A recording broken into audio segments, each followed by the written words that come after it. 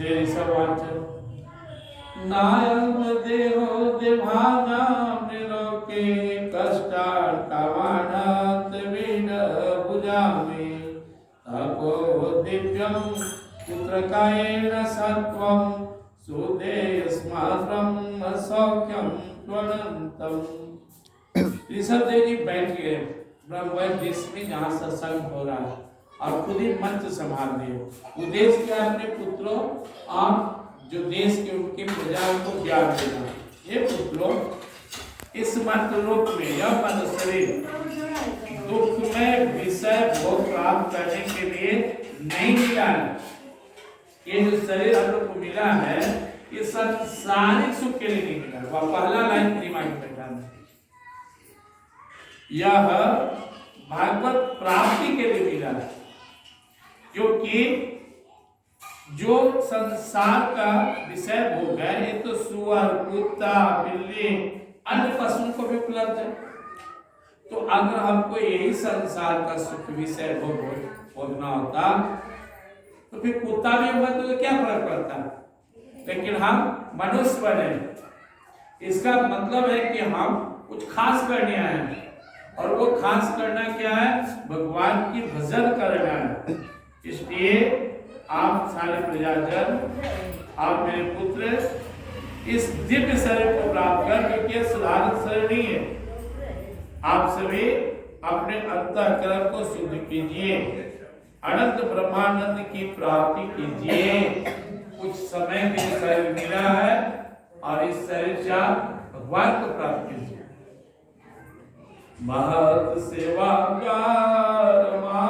विमुक्ते अस्तमो द्वारम्योसीतां संगीम संगम महंत हस्ते संचिता प्रशांतमा विमर्श संता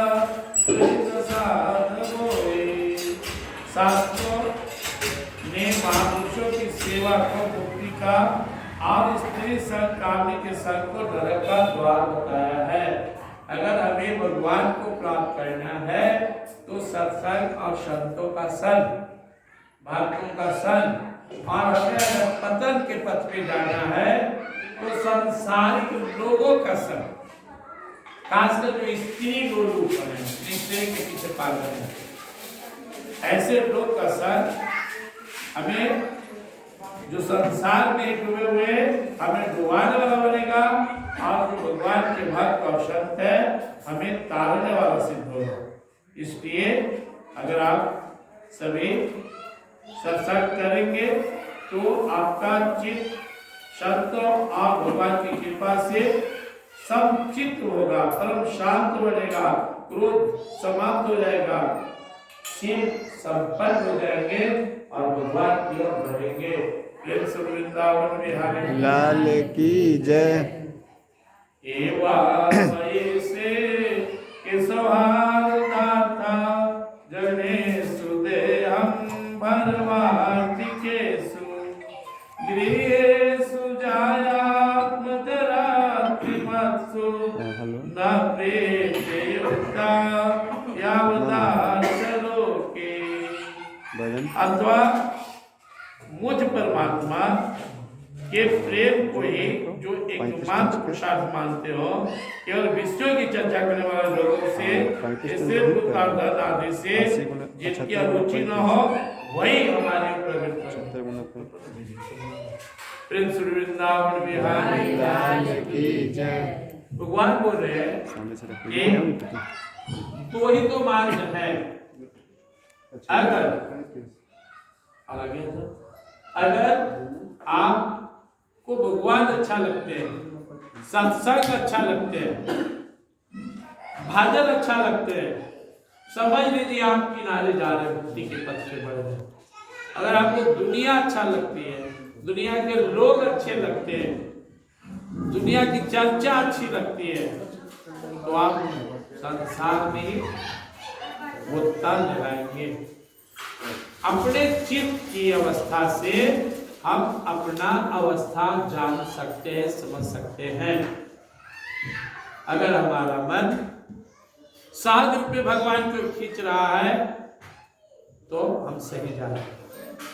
और भगवान को नहीं खिंचा रहा है, यहाँ बाहर पड़ता है, संसार के खूब खींच रहा है। रंग बिरंगे पकवान, रंग बिरंगे गहने, साड़ी, कपड़े, लता, दुनिया की चकाचौंध अच्छे लगते हैं, तो हम अभी संसारिक ही जीव हैं, भगवान से हम दूर बने हुए हैं। नूनम प्रबतः कुरुते विक्रम यदिन्द्रिय प्रीतया प्रीणाति न साधु मन्ये यत् आत्मनयम् अस्यासि काले सदयास देह। अब मनुष्य प्रमाद में लगकर जो कर्म कर रहा है और अपने इंद्रियों को तेज करने के लिए रात दिन लगा हुआ है, वो नहीं समझता है कि एक दिव्य आत्मा के उद्धार के प्रयास को छोड़ करके अपने जीवन में दुख का बीज बो रहा है, जिससे वो आगे भी दुखी दुख भोगेगा। अगर भगवान का भजन कर रहे हैं तो दुखों का अंत करने जा रहे हैं और अपने जीवन में भक्ति और आनंद का बीज बो रहे हैं। और अगर हम भगवान से विमुख होकर के पूर्ण रूप से अब भूल ही गए, याद ही नहीं कि मैं आत्मा परमात्मा का भजन करने आया हूँ, ये याद नहीं करके संसार के पीछे पागल है, तो हम वो बीज बो रहे हैं जो हमारे जीवन को न केवल इस जीवन में दुखी करेगा, वो बीज आगे भी दुख हमें देगा। हम ऐसे योनि में जन्म लेंगे, ऐसे घर में पैदा होंगे, यहाँ दुखी भोगेंगे। तो भजन, भगवान की भक्ति, सत्संग ही सारे दुखों का नाश करने वाला सिद्ध होगा और संसार आसक्ति दुख को देने वाला होगा। एक श्लोक और देखते हैं। पराभवस्था बदबोध जातो यावन् जिज्ञासा आत्मतत्त्वम् यावत् क्रियास्ता वदिदं मनो वै कर्मातिकमेन शरीर बंध। जब तक जीव को आत्म की जिज्ञासा नहीं होती, तभी तक अज्ञानवश देहादि के द्वारा उसका स्वरूप छिपा रहता है। जब तक ये लौकिक वैदिक कर्मों में फंसा रहता है, तब तक मन में कर्म की वासनाएं भी बनी रहती है, इन्हीं से देहाबंधन की प्राप्ति होती है। संसार में किसी चीज को प्राप्त करना हो तो हमें उसके लिए को मेहनत की आवश्यकता है। भगवान को प्राप्त करना है तो मेहनत गौण्या, यहाँ विल पावर, इच्छा शक्ति, जिजीविषा, जिज्ञासन, आत्म तत्व, केवल अपने को जानने की, भगवान के चरणों में जगह प्राप्त करने की तीव्र जिज्ञासा हो जाए तो जीव को मुक्ति मिल जाए। शरीर नहीं चलता है तो आपको भगवान कैसे मिलेंगे? इच्छा से, प्रार्थना से, तड़प से, मिलन की चाहत से भगवान मिलेंगे। अगर मैं प्रभु के बिना नहीं रह सकता तो प्रभु भी हमारे बिना नहीं रह सकते। हम आराम से रह रहे, प्रभु भी हमारे बिना रह रहे। हमारी चाहत नहीं होना, चाहत को जागृत नहीं होना हमारे दुखों का कारण है। इसलिए बने तो भजन साधन लगातार कीजिए, लेकिन इच्छा मत बढ़ने दीजिए। बाजार में घूमने के चाहत होनी चाहिए। सुंदर टमाटर पर नजर पड़ा तो वहां भाव उठे कि जैसे ले रहे, इच्छा पूरा हो रहा है, लेकिन फिर कब इच्छा तृप्त हो जाएगा। ऐसे भगवान कितना सुंदर है, उनको प्राप्त करना है। दुनिया के हर सुख के पीछे भगवान को देखना है। खेलते बच्चे को गोद ले रहे हैं, आनंद आ रहा है, हम कब भगवान के गोद में खेलेंगे? अपने माता पिता के। आनंद से सो रहे हैं अपने घर में, अपने उस परम धाम में कब सोएंगे? भगवान के गोद में कब सोएंगे? लालसा जगाए रखना है, भगवान से मिलन की चाहत करें। ऋषभदेव जी महाराज अपने पुत्रों और प्रजा के माध्यम से इस इच्छा को मत बुझने दो। यावत जिज्ञासत आत्म सत्व आत्म तत्व, जैसे आत्म तत्व की इच्छा जागृत होती है, यावत क्रिया यास्तवे मनोवे धर्मात्मकम में न शरीर बंधन। ये बंधन टूटने लगेगा। मैं नहीं हूं, मैं शरीर नहीं हूं, मैं इसके अंदर रहने वाला दिव्य आत्मा हूं, आनंदमय, शांति में, अजर, अमर, सनातन, सचेतन परमात्मा का। ये जितना तीव्र होगा शरीर का बंधन उतना ही कमजोर होते चले जाएगा। इसलिए करे पराभव स्थावक बोध जातो।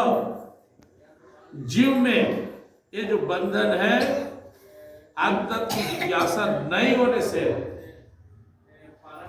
अगला श्लोक में करें 2 श्लोक और इसमें फिर हम लोग अगले शनिवार को सुनेंगे।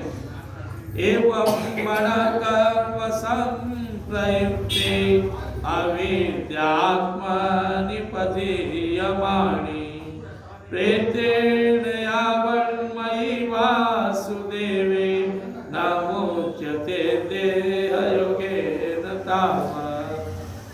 यह जो अविद्या है, जो आत्म स्वरूप को ढके हुए है और जिसकी ताकत कर्म वासना है, यह मनुष्य के चित्त को कर्म क्यों नहीं खींचते रहता है, भगवान क्यों नहीं।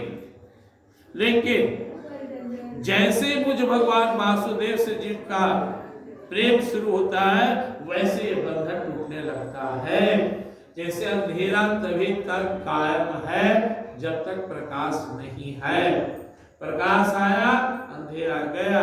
ऐसे यह जीव जन्म जन्मांतर के कर्म वासनाओं से अज्ञान में फंसा हुआ है और भगवान को न जाकर संसार को जा रहा है, क्योंकि उसके अंदर के कर्म वासना का संस्कार उस पर हावी है। जैसे वो अपने चित्त को भगवान वासुदेव के चरणों में लगाता है वैसे वो धान कमजोर होना शुरू हो गया। धीरे धीरे धीरे जैसे जैसे सत्संग बढ़ रहा है वैसे वैसे संसार की चाह काटती जाएगी और एक दिन सिर्फ परमात्मा को ही प्राप्त करने की चाहत रहेगी।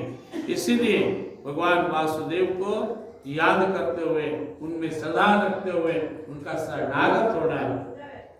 यदा न पश्यत्यता गुहा स्वार्थे प्रमथ सहसा विपेष्टित। यदा यदा न पश्यत् पथ्यानुनेहा स्वार्थे प्रमथ सहसा विपेष्टित। लताय स्मृति विनति तत्र तापा नासा समयथो न्ययमारमज्ञः। स्वार्थ में पागल जीव जब तक विवेक दृष्टि का आश्रय लेकर इंद्रियों के चेष्टाओं को मिथ्या नहीं देखता तब तक आत्मस्वरूप के स्मृति खो बैठने के कारण वह ज्ञान बस विषय पर समाधान गिरी आदि में आसक्त रहता और तरह तरह के क्लेश उठाता। एक छोटा बच्चा आपके साथ और बार बार तंग करता है, मैं उधर चल, दादी उधर चल, वो लो कैसा हमने लग रहा है, चुप छुट्टो माता चाटता। ऐसी आंख करता है चल इधर देखेंगे, कान करता है यह सुनेंगे, जीव करता है खाएंगे, अंग इंद्रिय सुख सांसारिक सुख बारंबार खिंचता है, चल इधर चल, अरे ये करेंगे ये करेंगे। कहते इसको भाव ही मत दो, ज्ञानी पुरुष इसको भाव नहीं देना। इसके